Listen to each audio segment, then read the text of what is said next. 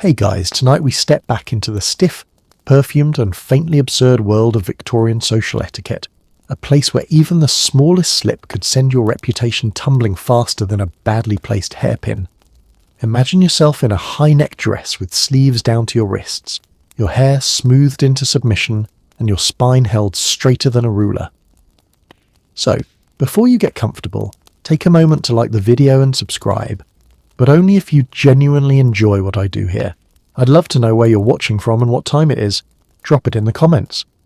Now, dim the lights, maybe turn on a fan for that soft background hum, and let's ease into tonight's journey together. You're sitting in a friend's parlour, tea cooling gently in fine china, and your gloves stay firmly on. If you remove them without a clear reason, you risk looking either oddly intimate or scandalously bold. Gloves were a sort of social filter. You never knew what someone's hands might say about them. A freckle, a tan line, even a faint ink stain could suggest a life less refined than you wanted others to imagine. Of course, gloves were not simply for modesty, they were also a constant reminder of status. They signalled that you did not have to labour with your hands. Soft, uncallous skin was practically a badge of honour. But you're also aware that gloves have their quirks. Once, Queen Victoria herself reportedly disapproved of a lady removing her gloves during an evening visit, even though the room was warm enough to make anyone's palms sweat. Historians still argue whether glove etiquette was primarily about hygiene, flirtation control, or just another way to separate us from them. The gloves even dictated your gestures. You couldn't just gesture broadly or drum your fingers on the table. That was too informal. Instead, your movements had to be small, precise and elegant, like you were performing some delicate slow-motion ballet. It gave everything an air of restraint, which ironically probably made more than a few conversations absolutely stifling. And then there's the problem of eating. Yes, at formal dinners you might take your gloves off discreetly before the soup arrived. But during certain events, charity bazaars, church teas, you'd be expected to master the fine art of lifting a sandwich or sipping a drink while keeping those gloves immaculate. No crumbs, no stains, because if a crumb of fruitcake lodged itself in the seam of your glove, it wasn't just a nuisance, it was a social catastrophe. There's also a practical edge to these leather shields, protection. In an era where public spaces weren't exactly sanitised, gloves were a kind of germ barrier. Sure, Victorians didn't know all about bacteria the way we do now, but they understood that public surfaces, door handles, train straps, could be questionable. Still, gloves had a double life. They could be flirtatious too. A carefully timed removal, slowly peeling them back fingertip by fingertip, could be just as suggestive as a lingering gaze. Some women knew this and used it with surgical precision. Others stuck to the rulebook so tightly they probably slept with their gloves on just in case a neighbour dropped by unannounced. And heaven help you if your gloves didn't match your outfit. Wearing cream gloves with a morning dress? Unthinkable. Wearing gloves so worn that the seams were fraying? Might as well wear a sign that says I've lost my social standing. You realise sitting there, hands warm, smile fixed, that these gloves are more than fabric and stitching. They're a symbol, a subtle language, and a constant reminder that in Victorian society nothing, not even your fingertips, belonged entirely to you. Let's talk about the calling cards. The card itself is small, stiff and elegant, about the size of a modern business card, but with fewer fonts screaming at you. Your name is written in looping script. No first names for women unless you're widowed, and heaven forbid you use anything garish like purple ink. This tiny rectangle carries the weight of your entire social life. Slip it into the wrong silver tray, or worse, hand it directly to a hostess instead of her servant, and you've just committed a faux pas worthy of whispered drawing room gossip. In wealthier homes, the butler would deliver your card to the mistress of the house, who'd glance at it like a fortune teller deciding whether to grant you an audience. If she was not at home, which often meant not in the mood to deal with you, your card might be discreetly returned, folded just so to indicate the snub. Historians still argue whether folding the top right corner truly meant visited in person, or if that was simply an invention of etiquette manuals trying to sound clever. There were rules for every fold, bottom left for condolences, top left for congratulations, a little curl of the edge if you came by on New Year's Day. It's like playing a card game where no one actually tells you the rules until you lose. And trust me, you don't want to lose. One quirky twist? Some daring women would leave 2 cards, one for the lady of the house and one for her husband, signalling a wish to be socially linked to both. It sounds polite, but if you weren't in their circle, it could be seen as presumptuous, like sending a friend request to the Queen. The most nerve-wracking part is that you don't just hand your card to anyone. If your social standing is lower than theirs, you'd better be introduced first, or risk them ignoring your card entirely. This wasn't just about being seen, it was about being seen by the right people. And here's the kicker. You carried a stack of these at all times, in a delicate case that matched your outfit. Picture yourself at an afternoon promenade, casually bumping into a lady you've been trying to meet. You exchange polite words, slip her your card, and walk away praying you didn't smudge the ink. Because in this era, your future dinner invitations, your daughter's marriage prospects, and your general ability to survive the winter social season all hinge on that little rectangle being in the right hands. You've mastered the art of sliding a calling card onto a silver tray without offending the entire household, but you're stepping into something even trickier, the flirtatious battlefield of the Victorian fan. This isn't just a frilly accessory to keep you cool, it's a covert communications device in an era when saying "I like you" outright would be about as scandalous as dancing the can-can in church. The fan's ribs are carved from ivory, sandalwood, or mother of pearl, its silk or lace panels painted with scenes so dainty they practically hum with discretion. But its real magic lies in how you wield it. Every movement is deliberate, coded, and to the untrained eye utterly innocent. Rest the fan against your cheek. You're saying, "I like you." Snap it shut quickly. That's a flat no. Slowly fan yourself. You're telling him, "We can talk later." Of course, this fan language wasn't officially taught, no school for coy weaponry here, but etiquette manuals and whispered mother-to-daughter lessons spread the code like wildfire. Historians still argue whether it was a universal secret language or more of a fun, semi-imaginary trend among the fashionable set. But one thing's certain. In crowded ballrooms where chaperones hovered like hawks, the fan became a lifeline for shy suitors and bold flirts alike. You find yourself at a summer garden party, your parasol in one hand, fan in the other. Across the lawn, a gentleman catches your eye. Speaking to him directly? Out of the question. Your aunt is right there, pretending to sip lemonade while actually surveilling you with the intensity of a detective. So, you do the only logical thing. You let the fan drop from your fingers. In Victorian code, this isn't clumsy, it's practically a marriage proposal. One quirky fact. Fans weren't just for romance. Women used them to eavesdrop without being obvious, hiding their mouths while whispering with friends, or shielding themselves from unwanted suitors. In a way, it was an early version of the "I'm pretending to text so I don't have to talk to you" move. But like the calling card, fan etiquette came with risks. Fan yourself too quickly and people might think you're impatient. Or worse, overheated because you've been dancing with the wrong man. And heaven help you if you drop it at the wrong moment. In one notorious 1880s incident, a debutante supposedly signalled interest to the wrong bachelor, causing a minor society scandal when both he and the man she meant to flirt with showed up at her family's home the next day. The fan's language may have been subtle, but it was powerful. You could send invitations, rejections, or coy teasers all without uttering a single word. And because propriety demanded that a woman's emotions remain as tightly laced as her corset, this simple accessory became her voice. Imagine carrying in your hand the power to spark a courtship, dodge an unwanted marriage, or ignite gossip that would ripple through the season. It's a delicate, dangerous game, one you're now playing with every flick of your wrist, and in the Victorian world, one wrong flick could change everything. You've tucked your gloves back on and adjusted your fan like a pro, but the real battlefield of etiquette presses tighter than lace or leather. It squeezes your ribs until breathing feels like an optional luxury. Tonight, you're wrestling with corset courtesy. The corset is more than a garment. It's a steel and whalebone exclamation point on every woman's silhouette. Laced up by your maid or your poor sister if you're not wealthy, it cinches your waist until it resembles the stem of an hourglass. A respectable figure was considered essential. The tinier the waist, the more disciplined, graceful, and marriageable you appeared. But the etiquette surrounding the corset went far beyond mere shape. You're expected to move a certain way, slowly, delicately, without ever drawing attention to the fact that you're one gasp away from fainting. Coughing, sneezing, or, heaven forbid, hiccuping in public? Absolutely not. That might reveal just how restricted your breathing really is. Historians still argue whether most women truly tight-lace themselves to extremes, or if that image comes more from satire and fetishized illustrations than reality.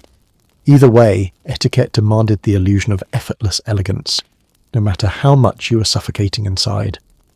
Picture yourself at a formal dinner. You're seated upright, shoulders pinned back by the corset's firm embrace. A gentleman cracks a joke.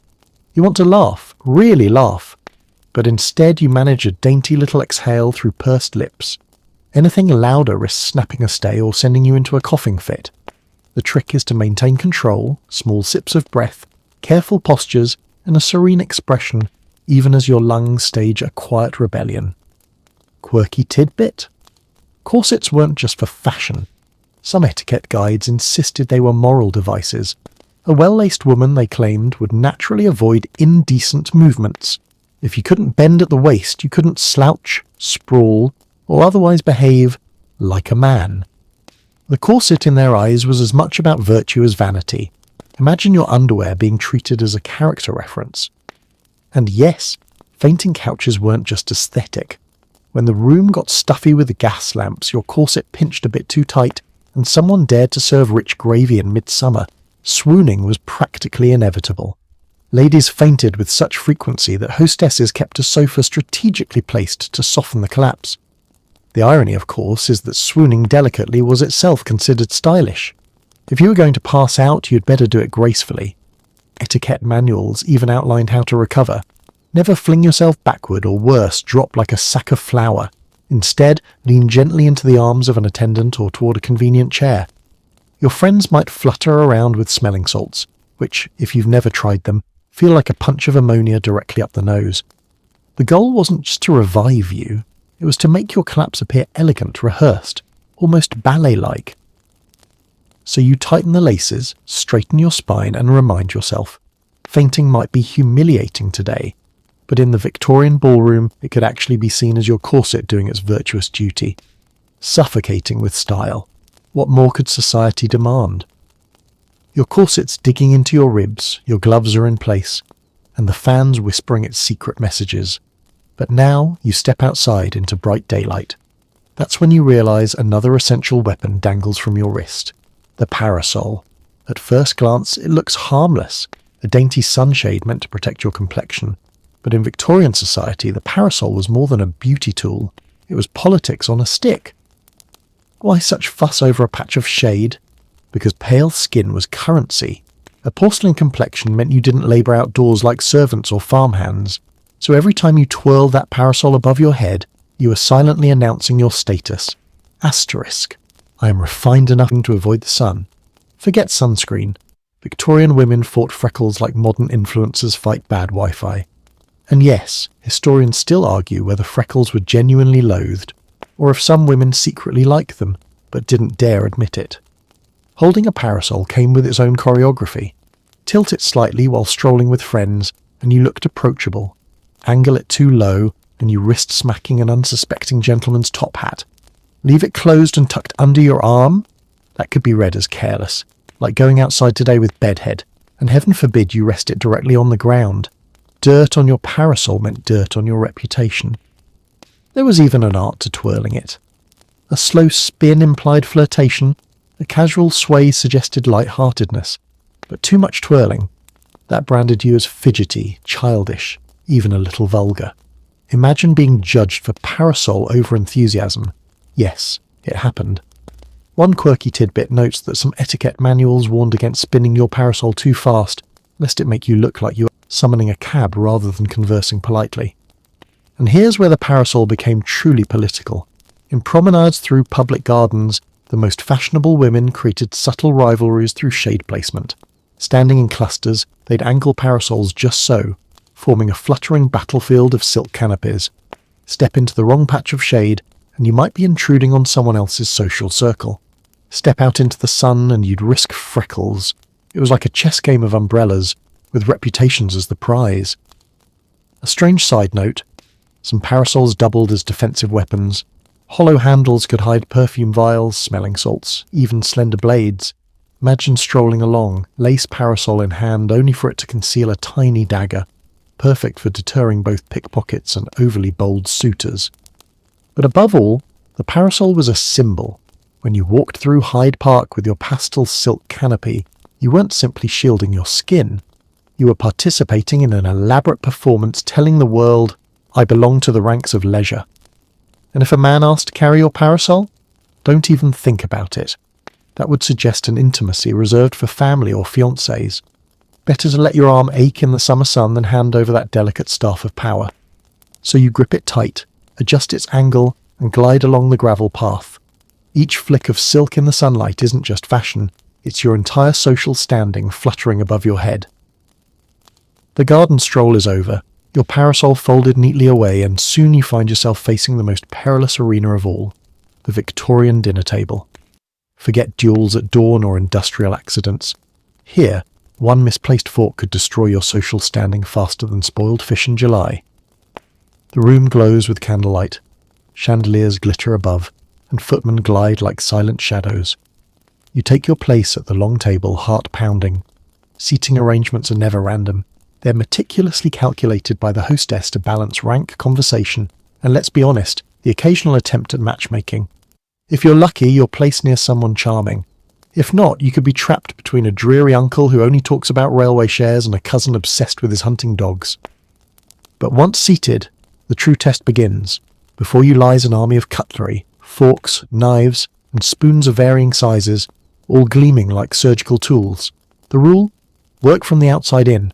Pick up the wrong one, and you'll feel the sting of disapproving glances. Historians still argue whether the average Victorian truly knew every piece by heart or if they just copied their neighbours and prayed. Soup arrives first. You remember the golden rule, spoon away from you, never toward.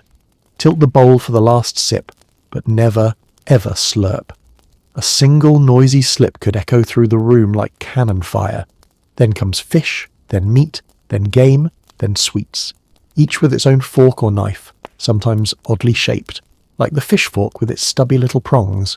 Quirky tidbit?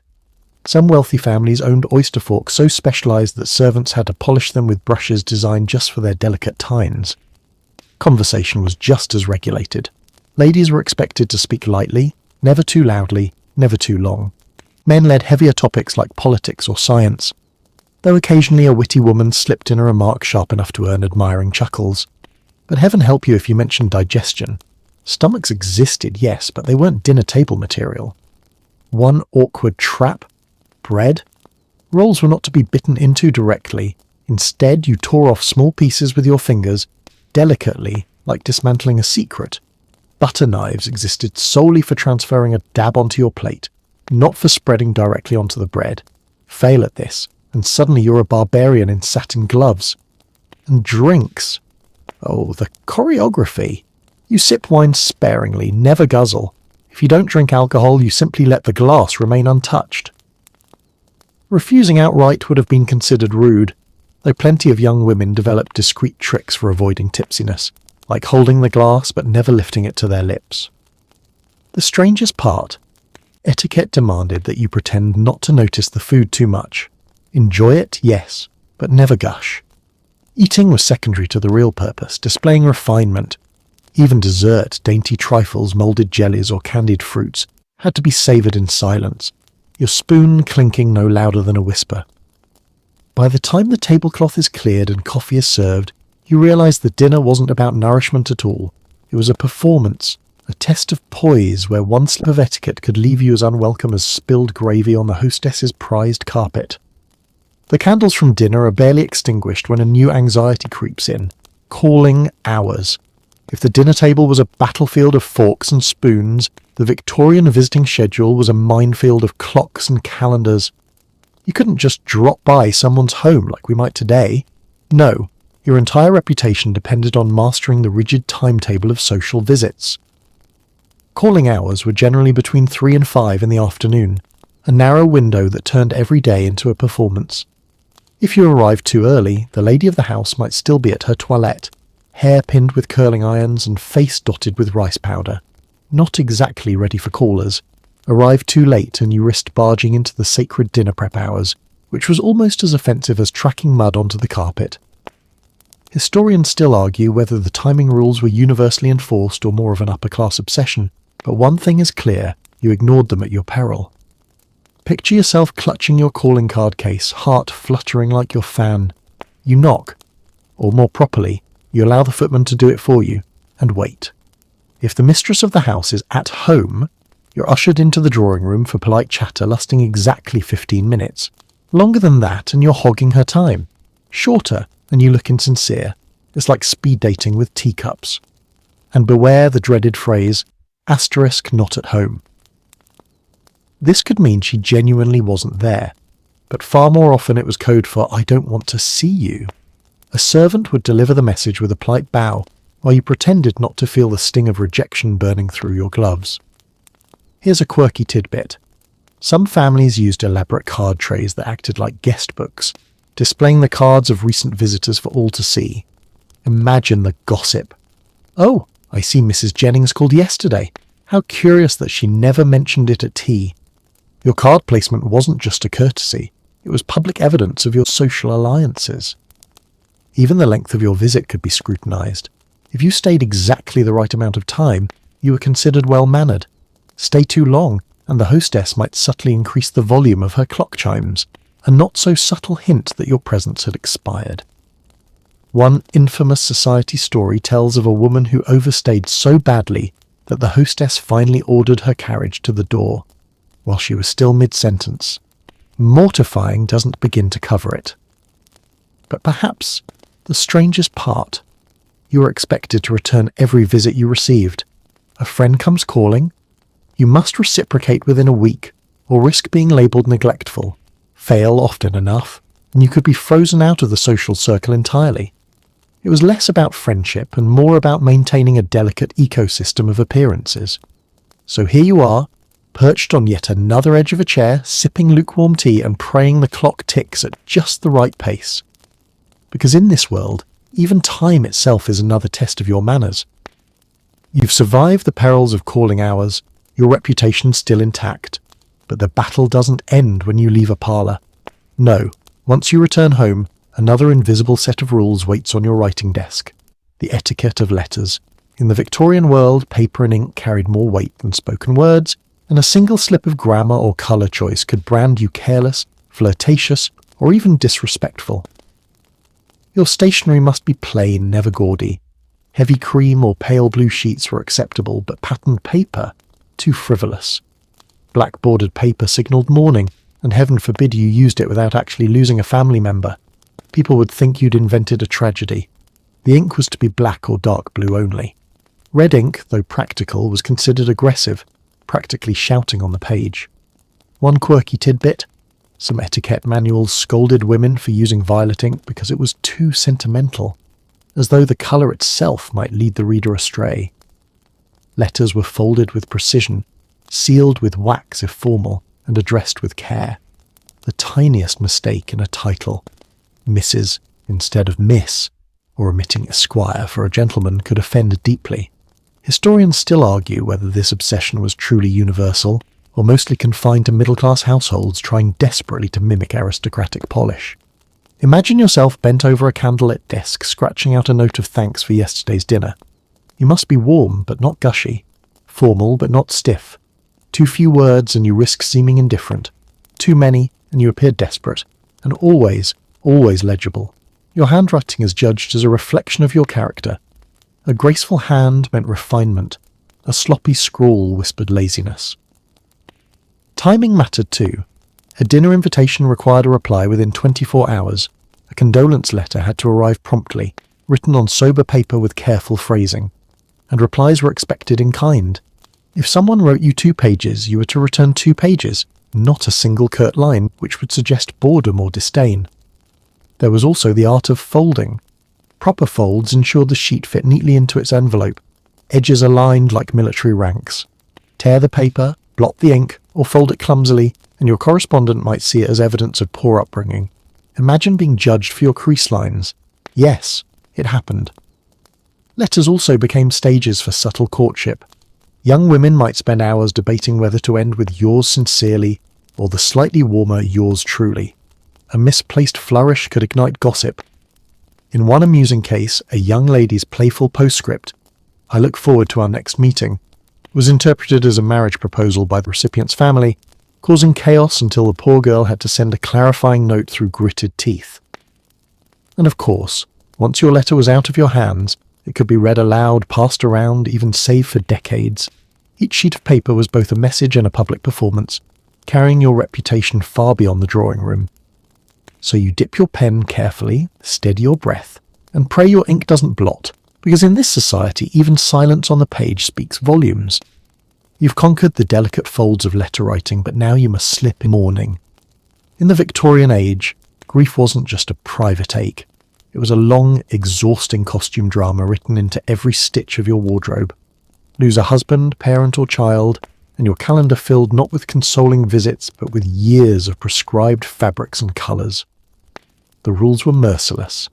A widow, for instance, was bound to 2.5 years of mourning clothes. The first year and a day was full mourning, matte black from bonnet to hem, no silk sheen, no jewellery except jet or onyx. Your veil, black crepe so thick it blurred your vision, hung over your face like a prison. The etiquette books warned that smiling in public during this stage was unseemly, as though grief itself had to be worn like armour. After that came second mourning. You could ease into fabrics with a slight sheen, perhaps soften the black with touches of white trim. Only after 18 months did half mourning arrive, allowing muted shades of grey, lilac or mauve. Historians still argue whether this strict timeline was sincerely followed by all classes, or whether it was mostly enforced among wealthier families eager to display both their sorrow and their spending power. Imagine the weight of it, dressing each morning not in what you felt like wearing but in what society demanded. Black dresses in summer heat, gloves dyed so dark they stained your palms, bonnets so sombre they turned heads for all the wrong reasons, and yet, to deviate, to wear colour too soon, risked whispers that you hadn't loved the departed enough. One quirky tidbit: mourning warehouses thrived during this era, selling ready-made black attire to families who couldn't afford to commission entire wardrobes. Some even rented mourning clothes, allowing poorer women to keep up appearances without bankrupting themselves. It turned grief into a booming business, complete with fashion trends. There were also mourning rules for social life. Balls, concerts, or even cheerful afternoon calls were off-limits during full mourning. Widows in particular lived half-exiled from society, their sombre gowns reminding everyone of their loss. Yet oddly, this also gave them a unique kind of freedom. Without a husband bound in her widow's weeds, a woman could live quietly independent for a time, her solitude both respected and pitied. Even children weren't spared. Little boys and girls were dressed in scaled-down black, their play muffled by fabrics chosen not for comfort but for symbolism. One observer dryly noted that children in mourning looked more like dolls of grief than creatures of life. And through it all, mourning became a visual code. Step onto a street and you could read people's grief like a calendar. She must be 6 months in. He's nearly at half mourning. Your pain wasn't yours alone. It was displayed for neighbours, strangers and shopkeepers to assess. So you tie your crepe veil a little tighter, feeling it scratch against your cheek. Because in the Victorian world, sorrow wasn't just carried in the heart. It was worn day after day, until society declared you'd wept enough. The mourning veil eventually lifts. Your wardrobe lightens to mauve and grey, and life presses forward. Soon, you find yourself stepping into yet another social gauntlet, the dance floor. At first glance, a Victorian ball seems enchanting. Gaslight chandeliers, polished floors, violins swelling with Strauss. But beneath the waltzing glamour lies a maze of etiquette rules sharper than the pins in your hair. Dancing wasn't just exercise or amusement, it was diplomacy, courtship, and reputation management all rolled into one. Invitations to dance were not taken lightly. A gentleman approached, bowed, and politely asked. You, gloved and poised, either accepted or refused with the grace of a duchess. But here's the catch. Refusing once was fine, twice was permissible, but turn down too many offers, and suddenly you were branded aloof. Accept too eagerly, and you risked whispers of impropriety. Historians still argue whether women truly enjoyed the power of choosing partners, or if they felt trapped in yet another performance of polite submission. Your dance card, an actual little booklet dangling from your wrist, was your social scoreboard. Each slot filled with a partner's name meant another notch of popularity. Forgetting to pencil someone in? A minor disaster. Worse still, if you promised to dance and forgot, the slight could follow you for weeks. One quirky tidbit: some young ladies strategically lost their dance cards to escape awkward suitors, claiming an unfortunate accident with a spilled drink or a candle flame. And the rules didn't stop there. A waltz, considered daring because of its close hold, could only be danced with trusted acquaintances. Too many waltzes with the same man, practically an engagement announcement. Quadrilles and reels, on the other hand, were safer. Plenty of distance, more partners, less risk of scandal. Even the way you moved mattered. Grace was mandatory, exertion forbidden. Sweating openly? A catastrophe. You were to glide as if on hidden wheels, corset unyielding, breath calm, cheeks delicately flushed, but not too flushed. One poor girl reportedly fainted mid-waltz, and though her partner caught her gallantly, the gossip afterward wasn't about her health, but whether her corset had been laced properly. And conversation. Each turn about the floor came with expectations. Polite remarks on the music, the weather, the flowers. Never politics, never gossip, never anything that could be overheard and twisted later. The dance floor was both intimate and public, every step scrutinized by a sea of eyes from the sidelines. For some, though, the ball was a stage of liberation. In an era when women were shadowed by chaperones and hemmed in by mourning clothes, those brief spins under the chandeliers offered a taste of freedom. A laugh, a shared glance, the brush of gloves against gloves. It was as close as many came to genuine intimacy in public. So you glide across the parquet, careful not to miss a step, careful not to linger too long in one man's arms. Because here, in the glitter and music, one wrong turn isn't just clumsy, it's a scandal waiting to be written into someone else's diary. And now, as the music fades and the gaslights dim, you can finally loosen the stays of your imagination. The parade of gloves, fans, parasols and calling cards begins to blur, softening into something almost dreamlike. The Victorians lived in a world of endless rules, where every movement of a hand or flick of a veil carried weight. Yet here, in the hush of bedtime, you can let the weight slide away. Picture those rigid dining rooms, now emptied of clinking cutlery, chairs pushed back into silence. Imagine the parasols folded neatly, no longer dueling for patches of shade, just resting in corners like tired birds. Even the morning veils drift to stillness, their stiff crepe forgotten in cedar-lined trunks. The rules, so sharp in daylight, melt into shadows when the house grows quiet. What remains is gentler. The soft rustle of skirts brushing across polished floors, the glow of candle flames reflecting in gilt mirrors, the whisper of paper as a carefully folded letter slides into an envelope. All the pressures and postures fade into background hum, leaving only the humanity beneath. Women laughing quietly when no one's listening, sighing as they loosen their corsets, or staring out windows at moonlit gardens where no etiquette could reach them. So let that world recede now, tuck safely in its century while you rest here in yours. Your breathing can slow, your shoulders soften, and no one cares if you use the wrong fork. Close your eyes, drift toward dreams, and carry with you not the suffocation of rules, but the faint music of waltzes, the flick of a fan, and the soothing comfort of knowing that even the strictest ages eventually pass.